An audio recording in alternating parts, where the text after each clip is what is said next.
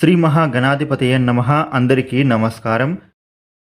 వృశ్చిక రాశి వాళ్లకు ఈ శ్రీరామనవమి తర్వాత జరగబోయేది ఇదే. ఈ వీడియోని చివరి దాకా చూడండి, మీకు అన్ని విషయాలు తెలుస్తాయి. ఇక అలాగే జై శ్రీరామ్ అని కామెంట్ చేయండి. వృశ్చిక రాశి వాళ్లకు శ్రీరామనవమి తర్వాత వీరి జీవితంలో చాలా మంచి మంచి పరిణామాలే చోటు చేసుకోబోతూ ఉన్నాయి. ఇక వృశ్చిక రాశిలో ముఖ్యంగా మొదట విద్యార్థుల గురించి చూసినట్లయితే, వృశ్చిక రాశి విద్యార్థులు ఎవరైతే టెక్నికల్గా చదువుకునే వారికి ఇప్పుడు చాలా బాగుంటుంది.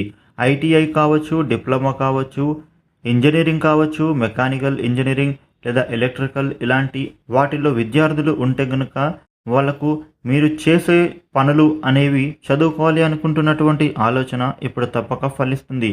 అందులో మీరైతే చదువులలో ఉత్తీర్ణులు అవుతారు అని చెప్పటంలో ఏమాత్రము సందేహం లేదు.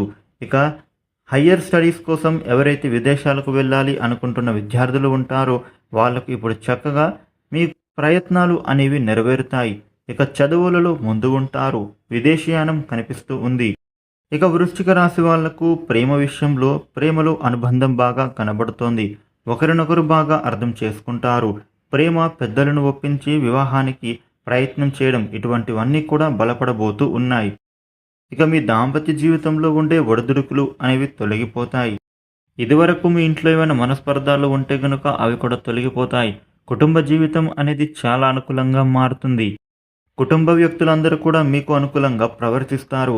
వృశ్చిక రాశి వ్యక్తులు ముఖ్యంగా పెట్టుబడుల విషయంలో గురువు, శుక్రుడు, కుజుల యొక్క దృష్టి అనేది మీకైతే అనుకూలంగా ఉండటం కారణంగా ఇప్పుడు చేసేటటువంటి ప్రతి పని కూడా నెరవేరుతుంది. ఇక అదేవిధంగా బుధుడి యొక్క అనుగ్రహం ఉంది.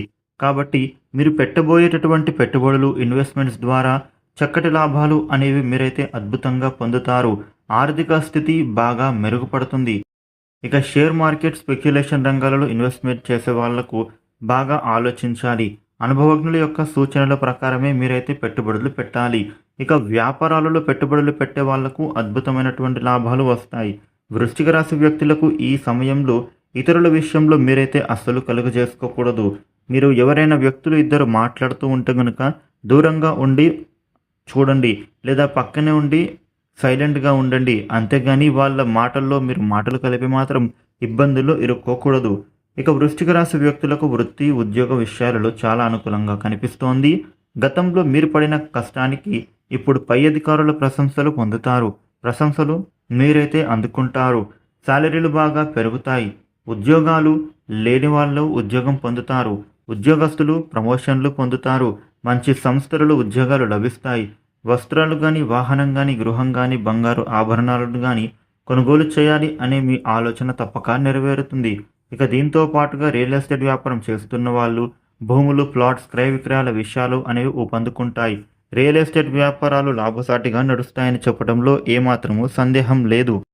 వృశ్చిక రాశి వ్యక్తులకు సంతానపరంగా బాగుంది. సంతానయోగం కలుగుతుంది. వివాహం కాని వారికి వివాహం కుదురుతుంది.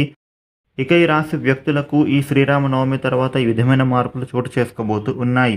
ఈ రాశి వ్యక్తులు ప్రతిరోజు కూడా శ్రీరాముడిని స్మరించుకోండి. శ్రీరామ ఆలయానికి వెళ్ళి ప్రదక్షిణలు చేసుకోండి.